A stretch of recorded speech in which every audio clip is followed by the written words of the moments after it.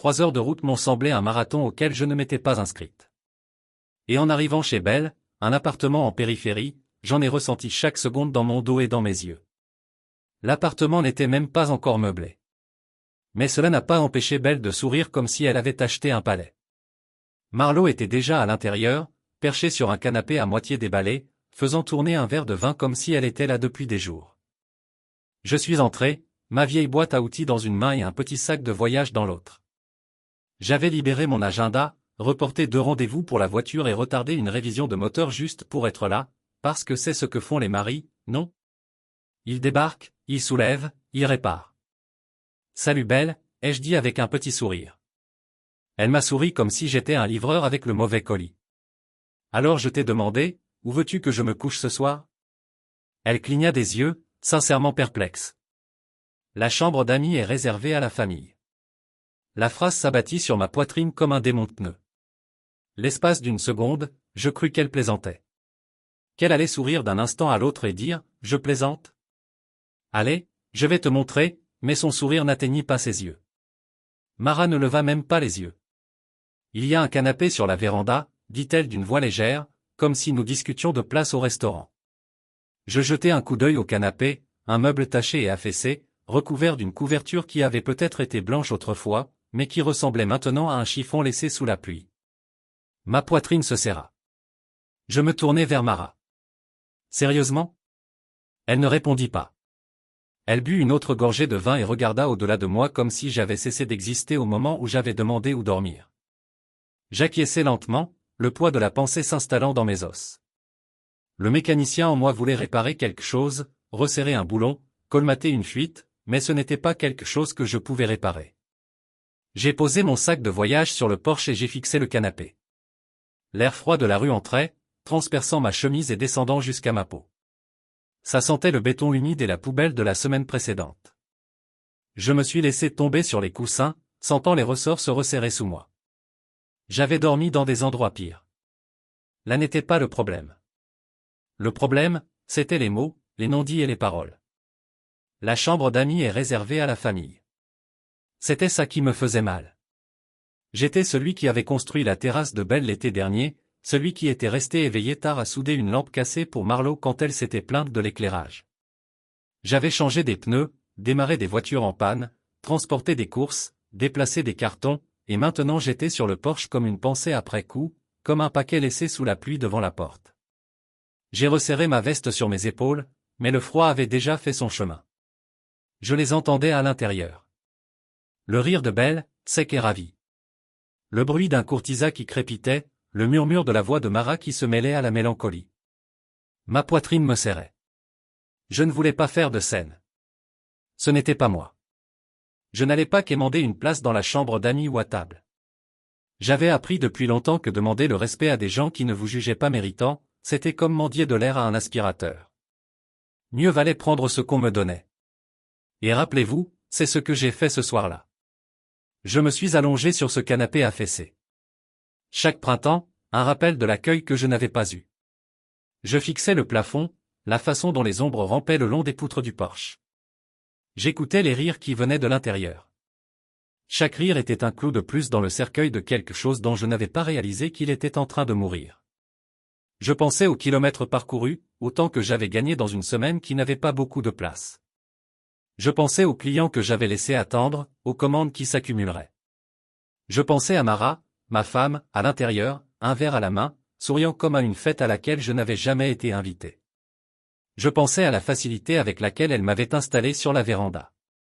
À la facilité avec laquelle elle m'avait laissé dormir là où le froid et l'humidité me trouveraient. Comme si j'étais un livreur qu'on ne voulait pas faire entrer.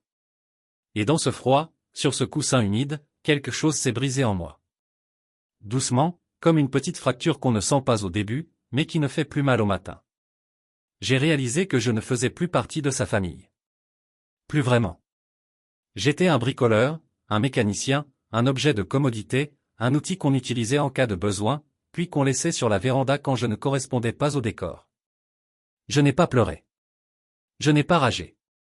Je suis resté allongé là, les yeux ouverts, à regarder la nuit défiler. Et dans cette obscurité, je me suis fait une promesse silencieuse, je me souviendrai de chaque mot, de chaque regard, de chaque fois qu'il me donnait l'impression que la véranda était ma place. Je me souviendrai. Et un jour, je les ferai se souvenir aussi. Le matin arriva lentement, gris et hésitant, comme si même le soleil refusait de voir le désordre qui m'attendait dans cette maison. Mon dos me faisait mal à cause du canapé bosselé, ma chemise humide à cause du froid qui s'était installé dans la véranda pendant la nuit. J'avais l'impression que chaque os de mon corps avait été tordu pendant mon sommeil, même si je doutais d'avoir dormi. Je me redressai, me frottai la nuque et écoutai le faible rire qui s'échappait de la porte d'entrée. Un rire comme n'importe quel autre matin. Comme si je n'étais pas là. Une pensée mécanique laissée sur le trottoir. Je me levai du canapé et poussai la porte. Les gonds s'enroulèrent, une petite protestation qui faisait écho à la douleur dans ma poitrine. Belle et Mara étaient dans la cuisine. Elles semblaient aussi fraîches que si elles avaient dormi sur des nuages et non sur cette véranda aux coussins moisis. Mara avait les cheveux soigneusement chignonnés, comme toujours pour avoir l'air à la fois décontracté et supérieur. Belle, quant à elle, arborait ce sourire naturel et naturel qui me disait qu'elle avait déjà effacé le souvenir de la nuit dernière. Nouveau jour, nouvelle performance. Bonjour, dis-je d'une voix rauque à cause du froid. Aucune d'elles ne leva immédiatement les yeux. Mara se retourna enfin, son regard me parcourant comme si j'étais une invitée inattendue, une mouche venue errer. Et, dit-elle d'un ton neutre en désignant l'assiette sur le comptoir. Les œufs sont froids, mais il y a du pain grillé. Je fixai l'assiette. 2 œufs pâles et caoutchouteux, posés comme un défi.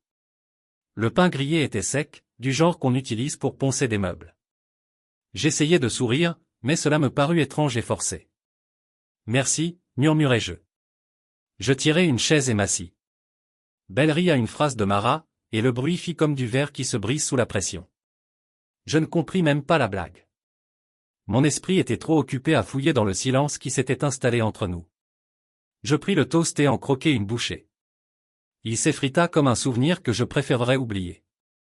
Sec et sans vie. Je me forçai à le manger. Mara me regarda, les sourcils arqués, les lèvres pincées. Tu aurais pu réserver un hôtel si tu avais un travail digne d'être mentionné, dit-elle. Ces mots firent l'effet d'une gifle. Des œufs froids et des mots encore plus froids. Je les laissai s'installer profondément, là où ils pouvaient faire mal sans se voir. Je ne répondis pas. Je n'en avais pas besoin. La vérité résonnait suffisamment fort dans ma poitrine. Je finis de mâcher. Chaque bouchée me rappelait que c'était ma femme, la femme pour qui j'avais fait 3 heures de route, celle pour qui j'avais modifié mes horaires de travail, celle pour qui j'avais dépensé mes économies pour rénover la maison que nous partagions. Je ne m'attendais pas à un défilé ni à un trophée. Je me serais contenté d'une tasse de café, peut-être d'une question sur mon sommeil, mais rien de tout cela ne vint. Belle se laissa aller au fond de sa chaise. Je pétillais d'une suffisance qu'elle pensait probablement dissimuler. On va au marché aujourd'hui, dit-elle, comme si je n'étais pas là. Mara hocha la tête, le regard rivé sur son téléphone. Tu trouveras peut-être quelque chose à réparer pendant notre absence, ajouta-t-elle. C'est là que je compris. C'est là que la dernière part de moi qui croyait en leurs bonnes intentions se ratatina et mourut. Le Porsche n'était pas le problème. Le problème, c'était qu'il ne me voyait pas du tout. J'étais un outil, un bricoleur qui partageait le lit de Mara, une commodité devenue obsolète depuis longtemps. Je n'ai même pas fini ma tartine. Je me suis levé, j'ai joué avec elle et je l'ai portée jusqu'à l'évier. Je l'ai rincée soigneusement, méthodiquement, comme je le faisais toujours à la maison. Je l'ai mise sur l'étendoir comme un soldat obéissant aux ordres. Puis je me suis retourné pour leur faire face. Ils étaient encore dans leur monde, riant d'une blague privée qui ne m'incluait pas. C'est là que j'ai compris. J'étais le Porsche, froid, exposé et totalement facultatif. J'ai hoché la tête. Je n'ai pas dit un mot. Je n'ai pas fulminé, ni crié, ni jeté l'assiette comme un mari de feuilleton. Je l'ai juste rangée, profonde et silencieuse. Le Porsche était le symptôme. Ces mots. Le diagnostic. J'en avais assez de leur demander de me voir. Si le respect n'était pas donné librement, il n'en valait pas la peine. J'ai attrapé ma veste au crochet près de la porte. Mara n'a même pas levé les yeux. Je suis sorti, l'air froid me mord dans la peau. Je suis monté dans mon camion, le siège familier, le volant poli par mes mains. Je suis resté assis là 1 minute, à fixer le tableau de bord, mon reflet tel un fantôme dans le verre taché. 1000 souvenirs me sont revenus en tête. Son sourire le jour de notre mariage, sa façon de rire à mes blagues idiotes. Les nuits où elle s'était endormie la tête sur ma poitrine. Tout cela me semblait désormais un mensonge. Un scénario dans lequel j'avais été casté sans en connaître la fin. J'ai mis la clé dans le contact, le moteur grondait sous moi. Ce bruit était réconfortant, me rappelant qu'il y avait encore quelque chose dans ma vie qui répondait à mon contact, qui bourdonnait de vie grâce à moi. Je suis sorti de l'allée en marche arrière, la maison rétrécissant dans le rétroviseur. Je n'ai pas regardé en arrière. Je n'en avais pas besoin. J'avais déjà tout vu.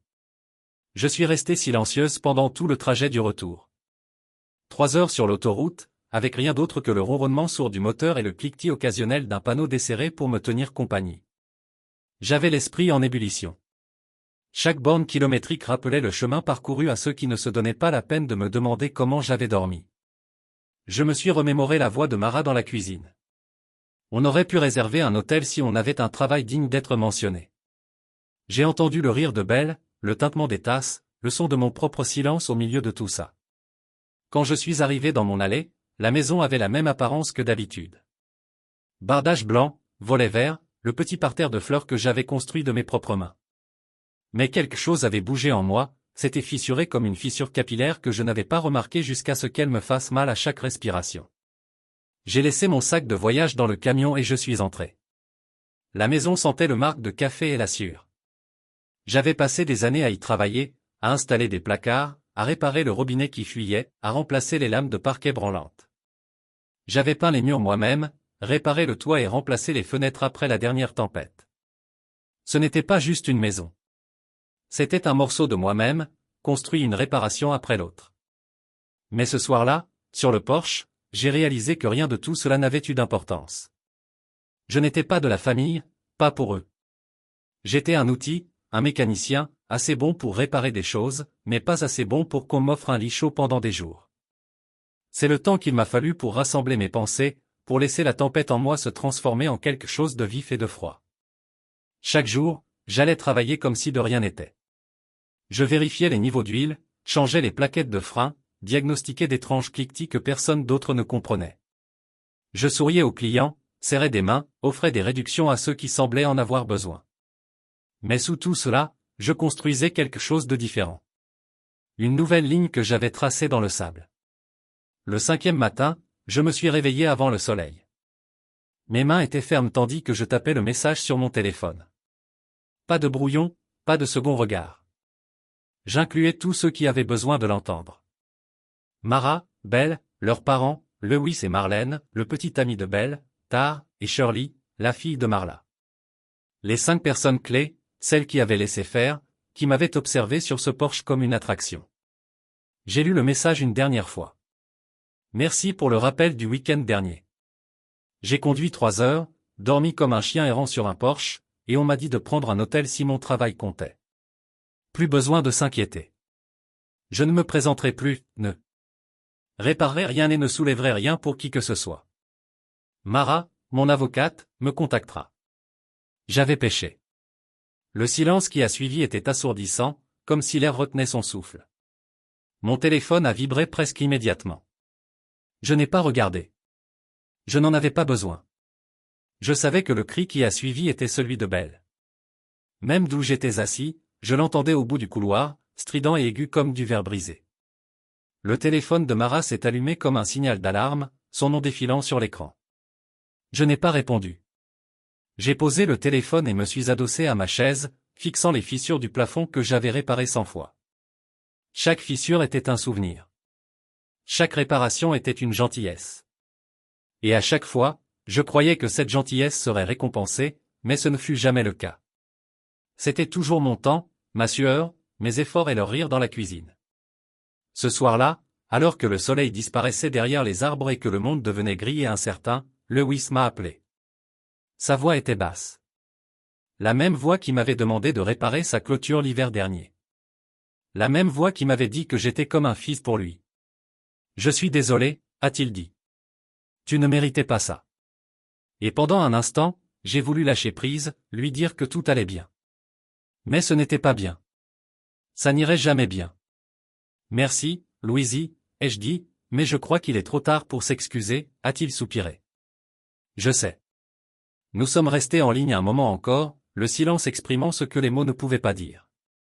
Après avoir raccroché, je me suis assis dans le noir, écoutant le bourdonnement du réfrigérateur et le bruit lointain d'une voiture qui passait dans la rue. J'ai pensé à Mara, à la façon dont elle s'était servi un verre de vin et m'avait laissé sur le porche comme un paquet oublié. J'ai pensé au rire dans cette cuisine, à la façon dont le sourire de Belle m'avait transpercé comme une lame. J'ai pensé à toutes les fois où j'étais présent, même quand je n'y étais pas obligé, parce que c'est ce que la famille est censée faire. Et à cet instant, j'ai réalisé que j'avais été le seul à respecter ces règles. J'ai regardé mon téléphone à nouveau, les messages s'accumulaient, les appels manqués, les messages vocaux que je ne prendrais même pas la peine d'écouter. Je les ai laissés s'empiler comme des factures non ouvertes, chacun me rappelant la ligne que j'avais tracée. J'avais écrit mon message, et j'en pensais chaque mot. Plus besoin de me montrer. Plus besoin de réparer les choses. Plus besoin de porter le fardeau des autres sur un dos déjà trop fatigué pour le supporter. Je n'étais pas un animal errant à laisser sur le porche. Je n'étais pas un outil à utiliser et à jeter. J'étais un homme qui avait trop longtemps cru que la gentillesse suffirait. Et maintenant, c'en était fini de moi. Ce qui m'a vraiment brisé, ce n'était pas la nuit froide sur ce porche bosselé, ni les toasts secs et les rires dans la cuisine. C'était ce que j'avais appris après avoir envoyé ce message. Tar m'a contacté le lendemain du début de la dispute. Il avait toujours été un homme discret, du genre à garder la tête basse et les mains occupées. Il m'a fait signe de la tête à plusieurs reprises pendant le déménagement. Il m'a proposé de prendre une ou deux boîtes, il a même essayé de me draguer pour un problème de voiture. Je n'y ai pas prêté attention sur le moment, juste un autre type poli dans le cirque familial où j'avais été enrôlé. Mais ce soir-là, Tara m'a appelé. Sa voix était basse, prudente, comme s'il craignait d'être écouté. « Salut, mec », a-t-il commencé. « Je voulais te parler de la chambre d'amis. » J'ai senti mon ventre se serrer. « Qu'est-ce que tu en penses ?» Il a hésité. J'ai dit à Belle de te l'offrir. Tu es venu jusqu'ici. Je pensais à la famille, non? Mais Mara, mon cœur a fait un bond. Mara, quoi? Elle a dit à Belle de ne pas le faire. Thé a dit qu'il serait bien sur le porche. Il a marqué une pause comme s'il me laissait le temps de digérer. Ce n'était pas Belle. C'était Mara, ma femme, ma compagne, la personne que je pensais qui me soutiendrait, même si personne d'autre ne le faisait. Elle avait choisi de me laisser là. Pas par hasard. Pas parce que Belle avait oublié ou parce qu'il n'y avait pas assez de place. Elle l'avait choisi. Elle voulait que je sois humilié, caché comme un vieil outil que personne ne voulait voir. J'avais l'impression que ma poitrine se serrait. Je m'en doutais, certes, mais entendre sa cruauté délibérée, me blessait plus profondément que le froid du porche ne le pourrait jamais. Merci de me l'avoir dit, réussis-je à le faire. Ma voix sonnait étrangement à mes propres oreilles. Fine, comme un fil trop tendu. Ouais, dit Tariq doucement. Ça ne me convenait pas. J'ai raccroché et je suis resté assise là, à fixer le mur de mon salon. Les ombres étaient longues et méchantes, le genre de celles qui vous font vous sentir plus petite qu'avant. J'ai repensé aux années passées avec Mara, aux promesses que nous avions faites, aux nuits blanches sur le canapé avec des boîtes à emporter et du vin bon marché. J'ai repensé à chaque petite chose que j'avais faite pour elle. Comment je l'avais conduite à ses entretiens alors que sa voiture refusait de démarrer. Comment j'avais réparé ce satané évier qui n'arrêtait pas de couler. Comment j'étais resté éveillé toute la nuit à réparer les cloisons sèches parce qu'elle trouvait le salon trop sombre. Tout ça. Et pourtant, elle avait choisi de me mettre sur le porche. Je ne pouvais m'empêcher de repenser à ce qu'elle avait dit quand je l'avais confrontée plus tard dans la soirée, après que la vérité se soit déposée comme une cendre dans ma poitrine. Pourquoi? Lui ai-je demandé d'une voix basse, mais tremblante. Elle n'avait même pas l'air désolée. Elle a juste tordu le pied de son verre de vin entre ses doigts et a dit, j'étais gêné. Gêné, ai-je répété. Oui, a-t-elle dit d'un ton sec, comme si c'était moi qui avais fait une scène. Tu es arrivé avec l'air d'un mécanicien. J'ai cligné des yeux. J'étais mécanicien. C'est ce que j'avais toujours été. Ce qu'elle m'avait donné en m'épousant. Mes mains avaient bâti nos vies, réparé sa voiture, maintenu les phares allumés. Chaque écharpe dans cette maison portait la marque de mes callosités. Mais je suis mécanicien, ai-je dit d'une voix rauque d'incrédulité. Les gens ont changé, dit-elle en levant le menton comme si elle avait rendu un verdict que j'étais censé accepter sans poser de questions. Je la fixai un long moment, sentant le monde s'écrouler sous mes pieds. Non, dis-je finalement. C'est vrai, raillatait-elle, mais je ne m'attardai pas à l'écouter. Je sortis. Mes bottes sur le sol résonnèrent comme un marteau, chaque pas résonnant comme un signe de fin. Elle avait changé, et je l'avais enfin compris. Je n'ai pas pleuré. Je n'ai pas crié. Je n'ai rien jeté. Je suis juste entré dans le garage, j'ai sorti ma boîte à outils de l'étagère et j'ai commencé à ranger mes outils dans un nouveau sac. J'avais l'esprit plus clair que depuis des mois, voire des années. J'en avais assez d'être le mari qui se plie en quatre, qui garde le silence et répare tout sans jamais demander de respect en retour. J'en avais assez d'être l'homme qui se laisse abandonner sur une véranda parce que sa femme ne le trouvait pas à la hauteur. Cette nuit-là, j'ai fixé le plafond au-dessus de mon lit, traçant les lignes du plâtre comme une route. La carte de chaque mensonge qu'elle avait dit. De chaque excuse qu'elle m'avait forcé à lui arracher pour ses propres insécurités. À chaque instant, je doutais de moi parce qu'elle me rabaissait. La vérité, c'est que j'étais le seul à ne pas avoir changé. J'avais été constant, fiable, l'homme qui se présentait, et elle avait pris cela pour acquis, peut-être même ressenti cela. J'ai fermé les yeux et j'ai fait une promesse. Je ne la laisserai plus me définir. Je serai plus que le type qui dormait sur le porche. Je serai l'homme qui se souviendrait de chaque mot qu'elle avait dit et l'utiliserait comme carburant. Je construirai quelque chose à partir des cendres, quelque chose de meilleur, quelque chose qu'elle ne pourrait jamais revendiquer. Je n'ai pas beaucoup dormi cette nuit-là, mais peu importe. J'avais déjà passé trop de nuits éveillées à m'inquiéter, à espérer, à attendre qu'elle me voie. Je n'attendais plus. J'en avais assez vu. Cette nuit-là, je ne suis pas resté éveillé à fixer le plafond comme un chien errant abandonné. J'ai commencé à élaborer un plan. Je n'avais pas besoin de crier, de casser des choses ou de faire un geste grandiose. Je devais me protéger discrètement, comme j'avais toujours protégé tout le monde. Alors, j'ai pris mon téléphone et j'ai parcouru mes contacts jusqu'à trouver le numéro d'un vieil ami, Marc Ebel, un avocat que j'avais rencontré des années auparavant lorsqu'il était venu faire réparer sa voiture dans mon garage. Nous avions partagé des bières et des anecdotes, et je lui avais accordé une réduction parce qu'il m'avait rappelé que certaines personnes appréciaient encore le travail des mains honnêtes. Maintenant, j'avais besoin de lui. Je lui ai envoyé un message. Marqué, c'est moi. Il faut que je parle de divorce.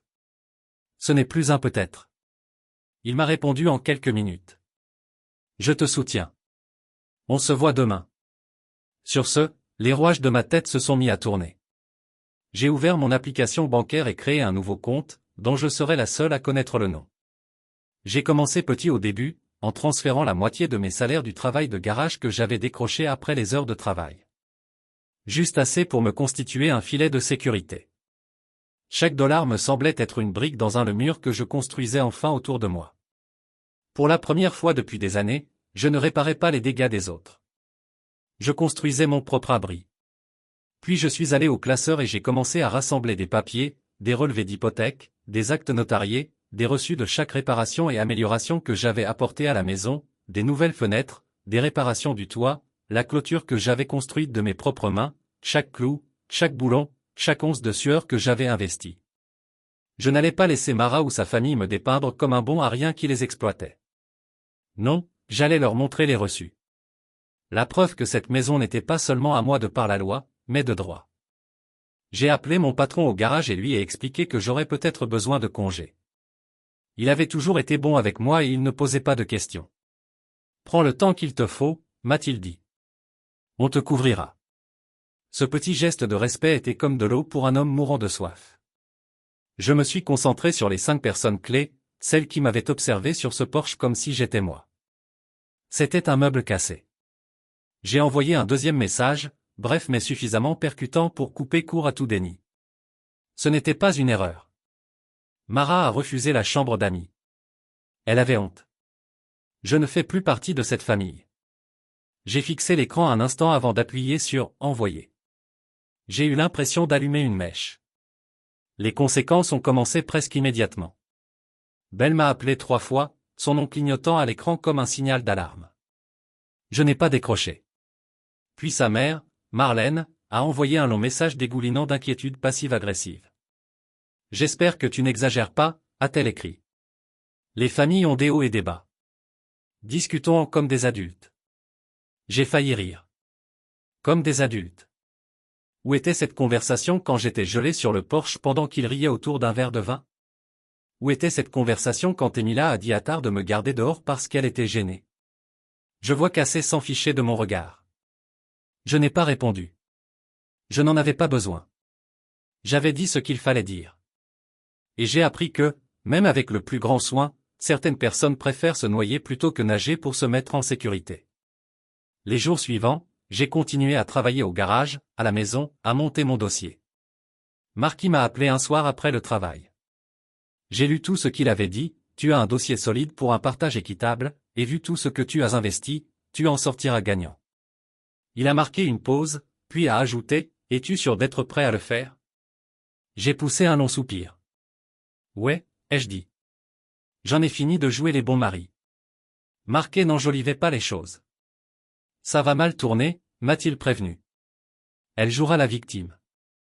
Elle mentira à tous ceux qui l'écouteront. Tu es prêt pour ça? J'ai pensé au rire, aux œufs froids, à la cruauté désinvolte qui ressemblait à une mort par 1000 coupures. Je suis prêt, ai-je dit. Je suis prêt depuis la nuit où elle m'a laissé sur ce porche. C'était la vérité. Chaque soir depuis, je revoyais son expression, la façon dont elle l'avait fait. Elle a retourné le couteau avec son verre de vin à la main. J'étais gêné, avait-elle dit, comme si ma vie n'était qu'une tâche sur son dossier impeccable. Mais le truc avec les mécaniciens, c'est qu'on sait reconstruire. Et on sait se débarrasser des moteurs irréparables.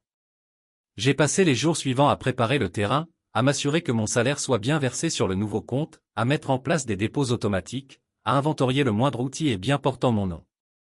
Chaque reçu que j'avais conservé est devenu un clou de plus dans le cercueil de son jeu de pitié. J'en avais assez d'être le figurant, l'homme sur le porche. Je récupérais chaque centimètre carré de ce que j'avais construit. Le soir, je m'asseyais dans le garage, l'odeur d'huile et de métal comme un vieil ami. Mes mains étaient stables maintenant, ne tremblant plus de froid ni de honte. J'ai commencé à cataloguer chaque petite chose, chaque clé à douille, chaque clou, chaque boulon que j'achetais avec mon propre argent. La preuve que je n'étais pas juste un homme qui se présentait. J'étais un homme qui construisait des choses, y compris les murs qui elles me protégeaient désormais. Quand les messages continuaient d'affluer, ceux de Belle, Marla, Marlène, je les laissais s'accumuler comme de vieux reçus. Je n'avais pas besoin de répondre. La vérité était là, maintenant. Le spectacle était terminé, et j'étais le seul encore debout. Je ne perdais plus de temps à la plaindre. Mara pensait avoir le dessus. Depuis toujours. Mais elle avait commis une erreur cruciale. Elle avait oublié qui avait construit les fondations de la maison où nous vivions, qui avait passé de longues nuits à réparer les fuites et à reboucher les murs, qui avait signé les papiers et effectué les paiements. Je n'avais pas seulement construit cette maison de mes mains. Je l'avais construite avec mon nom, et mon nom était le seul sur l'acte de propriété.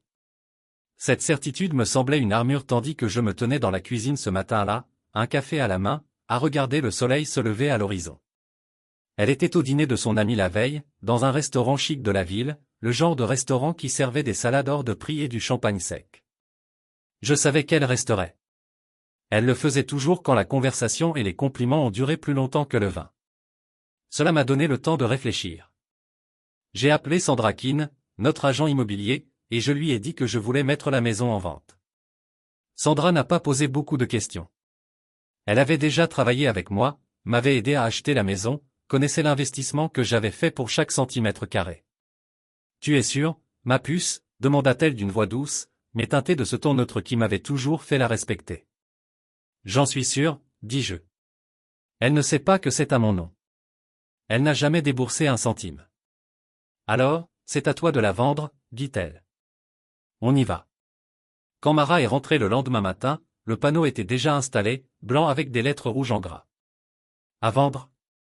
J'étais dans l'allée en train d'essuyer mon camion. Le capot s'est ouvert comme une conversation que j'avais vraiment envie d'avoir. Quand elle a vu le panneau, elle a claqué les portières si fort que j'ai cru qu'elles allaient sortir de leur gonds. Ses talons ont claqué comme des coups de feu sur le trottoir tandis qu'elle marchait. Elle s'est précipitée vers moi. Tu vends la maison? Sa voix était aiguë, ses yeux écarquillés, ses cheveux un peu trop parfaits pour une nuit passée ailleurs que chez ses amis. Je n'ai même pas bronché. J'ai fermé le capot du camion et me suis essuyé les mains avec un chiffon, l'odeur d'huile moteur m'engourdissant.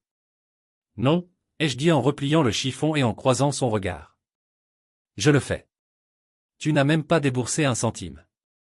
Elle m'a regardé bouche bée, comme si elle n'arrivait pas à croire que j'avais parlé. Comme si j'avais enfreint une règle tacite qui disait que j'étais censé être le mari calme et agréable. Celui qui dort sur les porches et règle ses problèmes. Tu es vindicatif, a-t-elle craché. C'est mesquin, même pour toi. Je n'ai même pas cligné des yeux. Va te faire honte à New York, comme tu l'avais prévu. J'arrête de faire semblant que tu me respectes. Ses lèvres ont tremblé une seconde avant qu'elle ne se reprenne. Je n'arrive pas à croire que tu fasses ça, dit-elle d'une voix basse, tremblante. J'ai senti une lueur.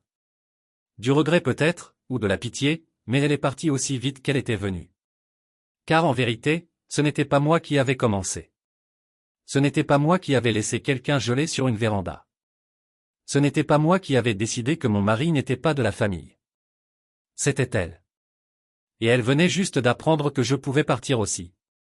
Crois-moi, dis-je en la dépassant pour me diriger vers le garage. Le soleil illuminait le bord du panneau, à vendre, les lettres brillaient de mille feux. Elle se retourna pour me suivre, mais je continuais d'avancer. Elle cria après moi, la voix aiguë et tendue. Mais je ne me retournai pas, car l'homme qu'elle croyait avoir épousé, l'homme qui réparait tout, l'homme qui prenait le canapé sans se plaindre, cet homme-là n'habitait plus ici. Cet homme avait déménagé la nuit où elle m'avait laissé sur la véranda. J'étais l'homme qui connaissait sa valeur, l'homme qui n'allait pas passer une nuit de plus. Je rafistolais une vie que quelqu'un d'autre n'arrêtait pas de briser. J'ai passé le reste de la journée à préparer la maison, à trier mes outils, à emballer les cartons qui m'appartenaient, à étiqueter ceux qui ne l'étaient pas. Chaque clou, chaque vis, chaque planche, que j'avais mesuré 2 fois et coupé une fois, était à moi. J'ai traversé les pièces une dernière fois, chaque recoin rempli de souvenirs qui semblaient appartenir à quelqu'un d'autre. Les éraflures sur le mur du couloir où j'avais transporté les courses après une journée de travail de 12 heures. La tache sur la moquette du salon, datant de la fois où Mara avait renversé son vin et m'avait reproché d'avoir laissé la vitre trop près du bord. La fenêtre de la cuisine que j'avais remplacée après la tempête, je l'avais payée de ma poche, car je manquais d'argent. Mon argent, ma sueur, mon temps, et elle ne m'avait jamais remercié une seule fois. Elle n'avait jamais agi comme si tout cela m'appartenait, mais c'était le cas. Et maintenant, cela allait financer mon avenir, pas le sien. Alors que je finissais de faire mes cartons, Sandra m'a appelé. J'ai reçu un intérêt précoce, m'a-t-elle dit. Cet endroit est solide, et le travail que vous avez accompli est excellent, montre. J'ai souri.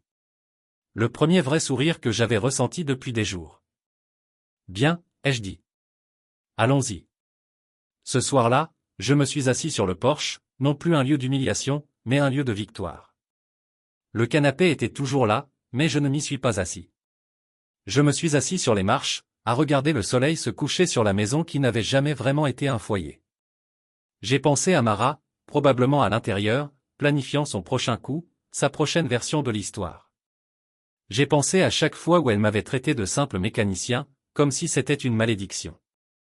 Et j'ai pensé à chaque fois où j'avais laissé passer parce que je l'aimais, parce que je pensais qu'aimer signifiait pardon. Mais pardonner sans respect n'était qu'un beau mot pour désigner la soumission. Et j'en avais fini de me soumettre. Tandis que l'air nocturne se rafraîchissait autour de moi, j'ai respiré profondément. C'était ma maison, ma vie, et il était temps que je la reprenne. L'appel de Marlène est arrivé le lendemain matin, comme si elle avait attendu toute la nuit près du téléphone le bon moment pour frapper. Sa voix était dégoulinante de cette voix ténue, le ton mielleux qu'elle employait toujours pour ressembler à la belle-mère inquiète, à la pacificatrice. J'ai entendu dire que tu vendais la maison, dit-elle, étirant chaque mot comme un fil conducteur qu'elle pouvait démêler à volonté. C'est un tel choc. Je n'arrive pas à croire que tu aies pu faire ça à Mara. Vous brisez cette famille. J'ai regardé mon téléphone, sa voix secouant à travers le haut-parleur bon marché comme une radio statique. Je n'ai pas répondu tout de suite. Je n'avais pas besoin de le blâmer avant tout. Préparer la bouche de la bouche avant même qu'elle ne puisse y avoir réfléchi. Ils avaient fait de ma vie. Plus tard dans l'après-midi, j'ai reçu un texte de TAR. C'était long, une capture d'écran d'une déclaration écrite qu'il a rédigée. Cela a tout expliqué. Comment il m'avait offert la chambre d'amis.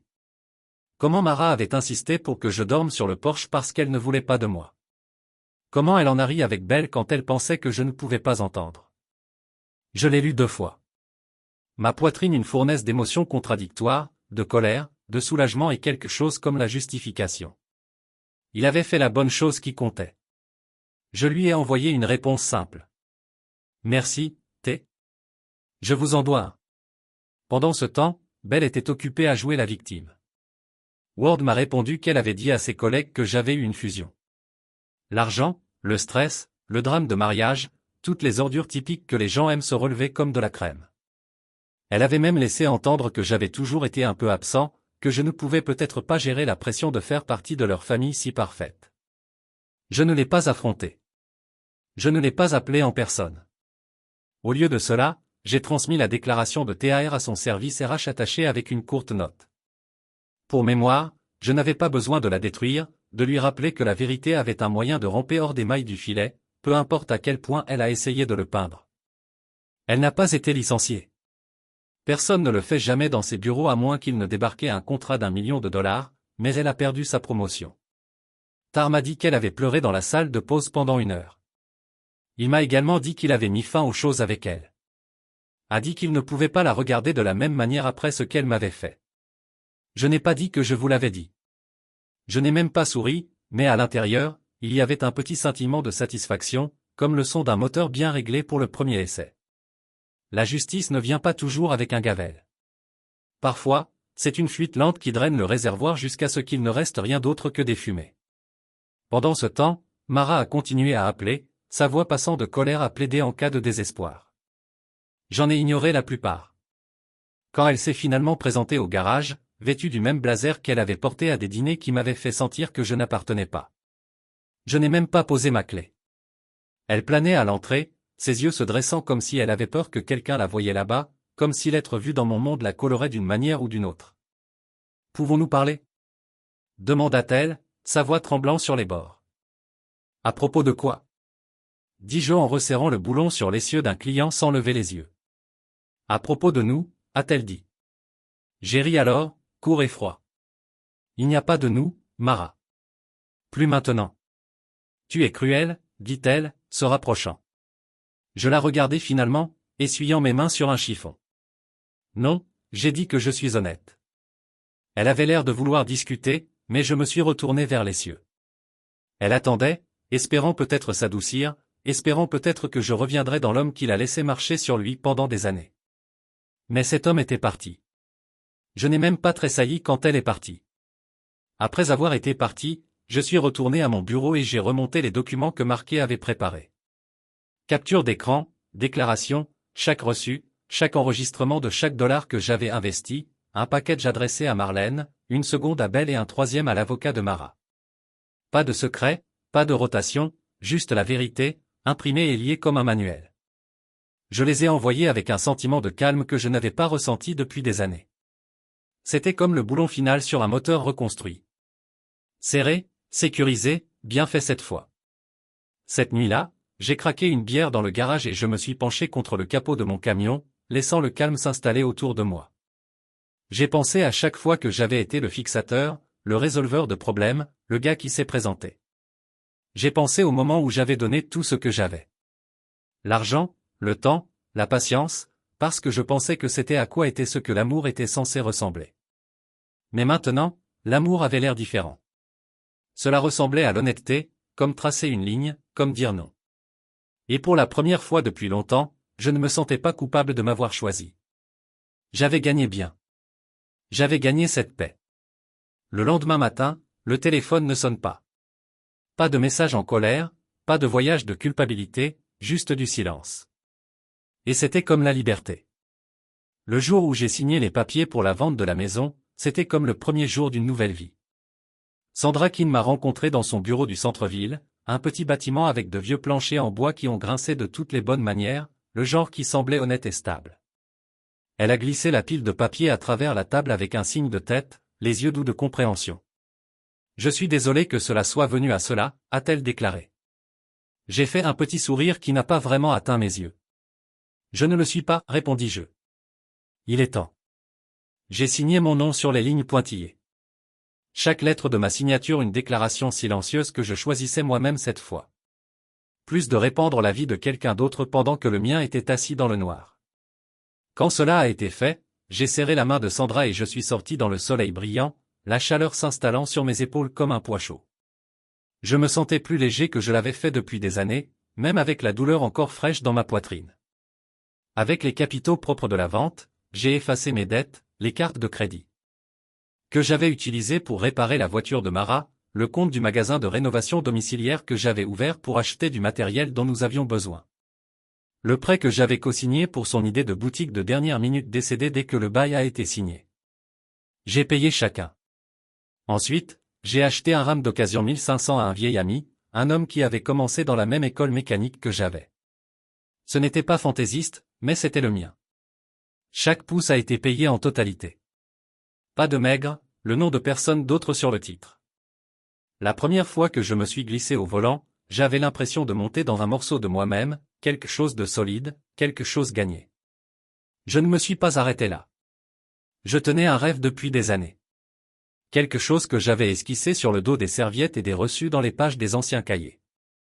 Un endroit où je pouvais faire le travail, j'ai adoré la façon dont je le voulais, sans que personne ne me dise que je n'étais pas suffisant. J'ai franchi le pas, me suis associé à Wakin, mon plus vieil ami, celui qui m'a appris la moitié de ce que je savais en premier lieu, et j'ai ouvert Rust & Redemption Auto. Nous avons trouvé un petit bâtiment à la bordure de la ville, un endroit qui avait autrefois été un atelier de soudage, mais qui s'était assis vide pendant des années. Il sentait la vieille huile et la rouille et le potentiel. Nous avons souri quand il l'a vu. Nous allons ramener cet endroit à la vie, a-t-il déclaré. Et je l'ai cru. Nous avons passé des jours à éviter l'ancienne machine, à frotter la crasse des murs, à peindre les rebords de fenêtres et à remplacer les ampoules cassées. Chaque nuit, je suis rentré chez moi épuisé, fatigué par os, le genre de fatigué qui ressemblait à un insigne d'honneur. Et pour la première fois, ce n'était pas une attente. C'était une promesse. La grande ouverture n'était rien d'extraordinaire. Pas de nourriture ou de ballon traité, juste une casserole de café sur une table battue et un panneau manuscrit qui disait « Ouvert ». Mais les clients sont venus. Ils sont venus avec des moteurs à cliquetis et les freins et les questions qui coulent seule la mécanique pourrait répondre. Et ils sont restés parce que je n'étais pas seulement un autre gars avec une clé.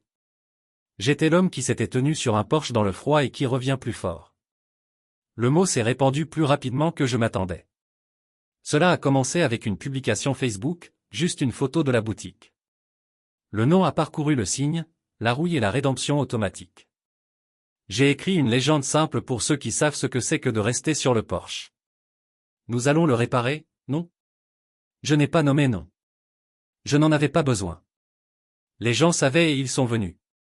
Une femme a amené sa voiture pour un changement d'huile, des larmes aux yeux alors qu'elle chuchotait, « Mon mari m'a quitté l'année dernière. » Personne ne voulait m'aider, mais j'ai vu votre message.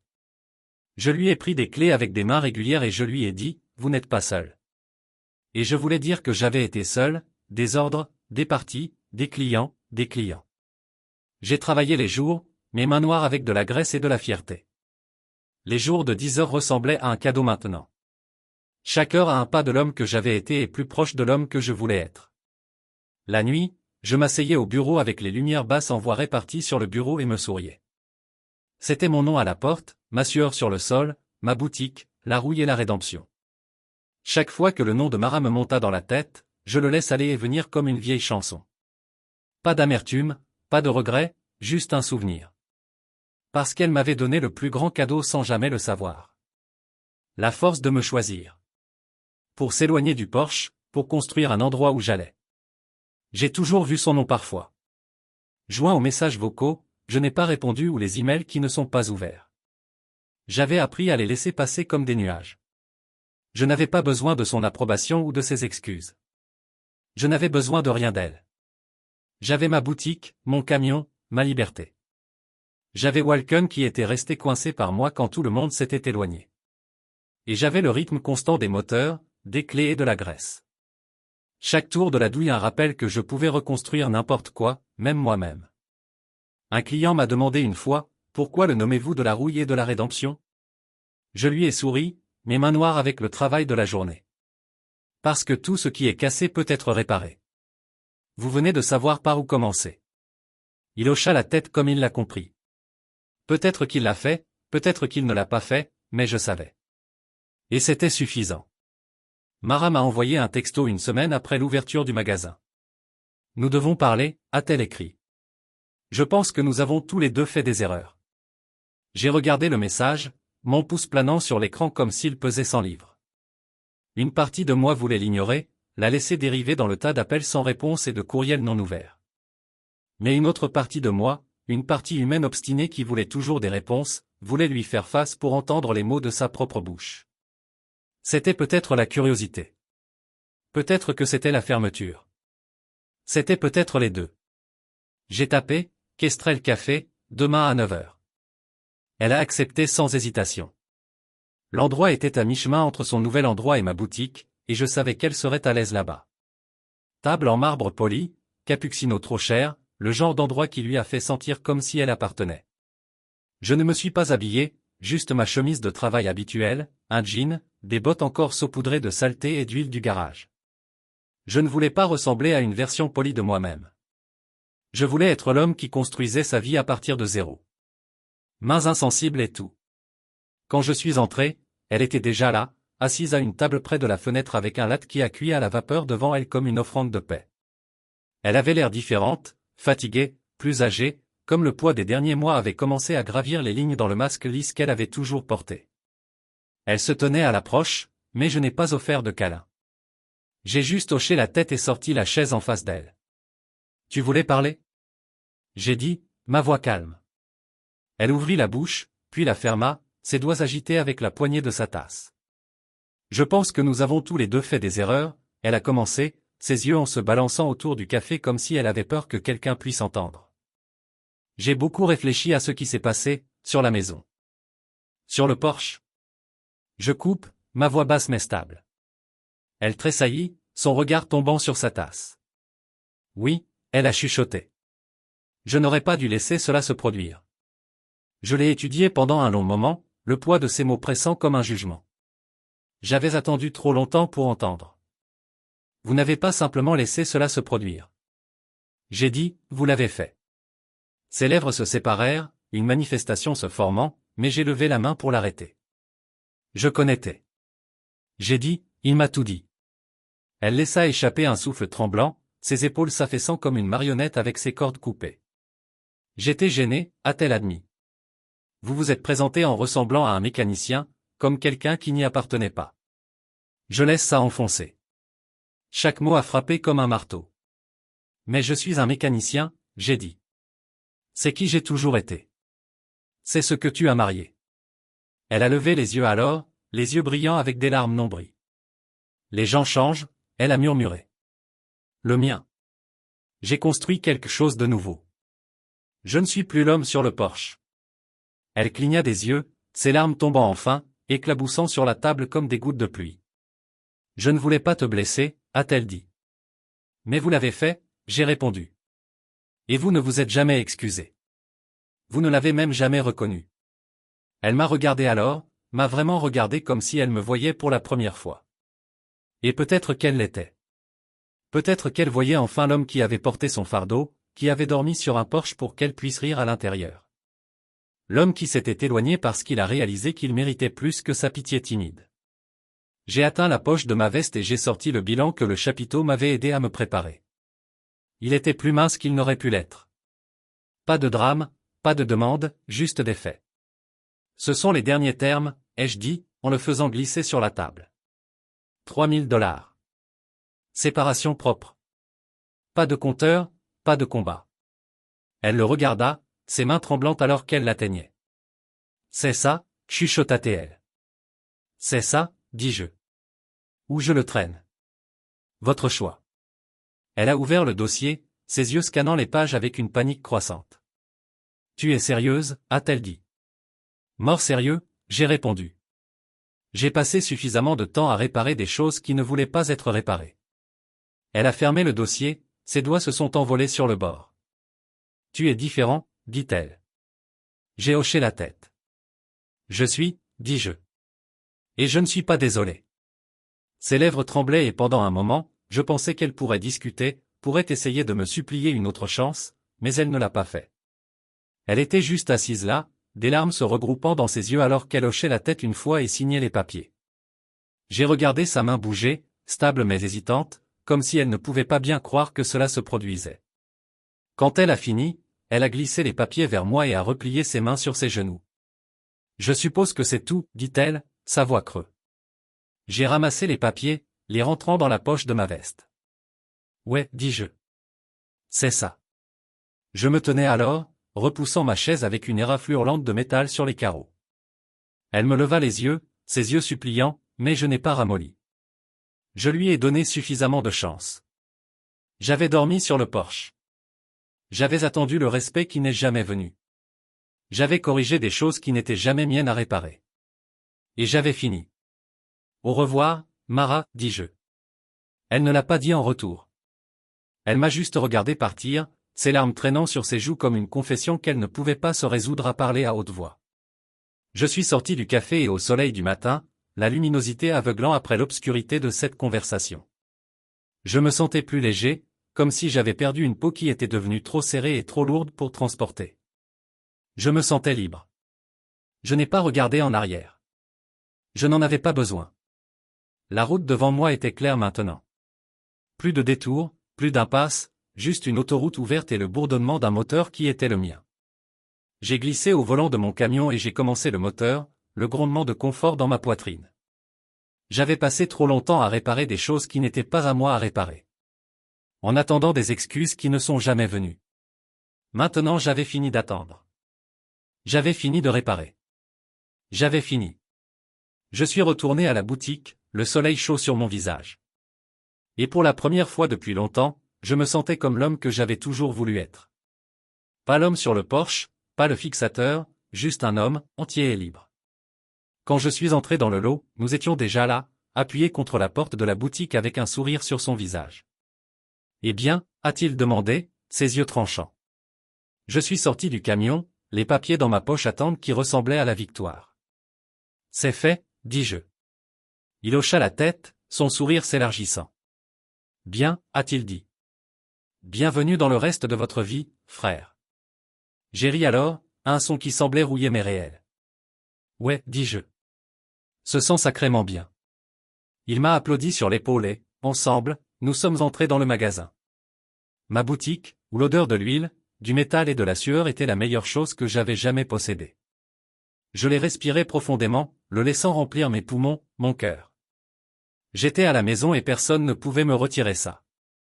La journée était différente, comme le ciel lui-même avait décidé de recommencer.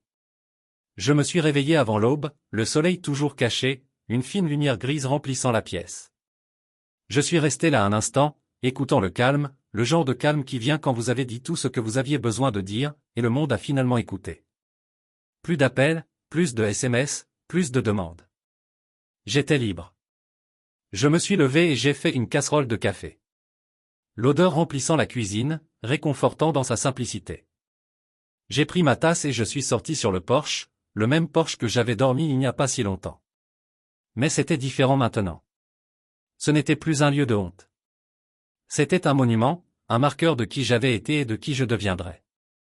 Je me tenais là, sentant les planches sous mes pieds et laisse les souvenirs venir. Le coussin froid, le rire que j'avais entendu à travers la porte, la façon dont la voix de Mara m'avait tranché comme une lame. Mais il n'y avait plus de colère maintenant, pas d'amertume, juste une compréhension silencieuse que chaque trahison m'avait conduit ici. Chaque nuit sur ce porche m'avait appris quelque chose que je n'aurais pas pu apprendre autrement. J'ai fini mon café et je suis allé à l'intérieur pour me préparer. J'ai tiré sur ma meilleure chemise de travail, celle avec le patch de rouille et de rédemption cousu sur la poitrine, et j'ai attaché mes bottes serrées.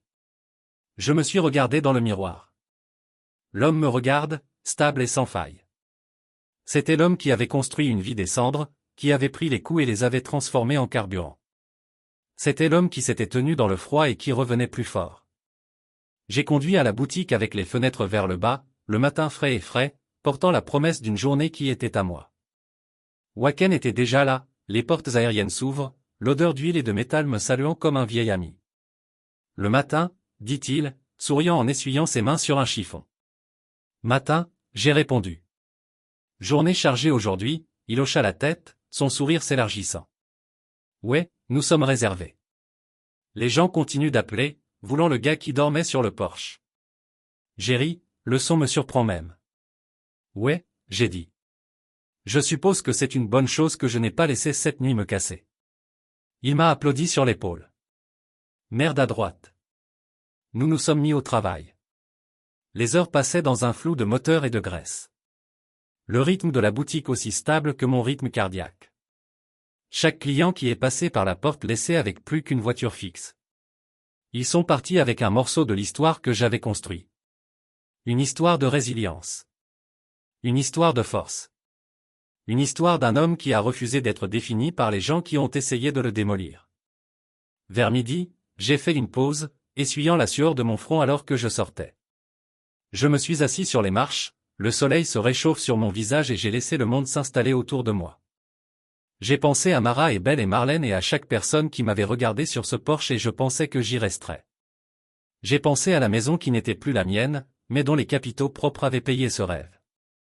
J'ai pensé à l'homme que j'avais toujours réparé, en donnant toujours, en attendant toujours que quelqu'un voie ma valeur. Et j'ai pensé à l'homme que j'étais maintenant, entier, soi-même, n'attendant plus que la permission existait. La porte du magasin s'est ouverte et Waken est sorti, 2 sodas froids à la main. Il m'a jeté un et s'est assis à côté de moi. Tu sais, dit-il. Je pense qu'ils vous ont fait une faveur. J'ai ouvert le soda, le sifflement vif et satisfaisant. Ouais, dis-je en prenant une gorgée. Je pense qu'ils l'ont fait aussi.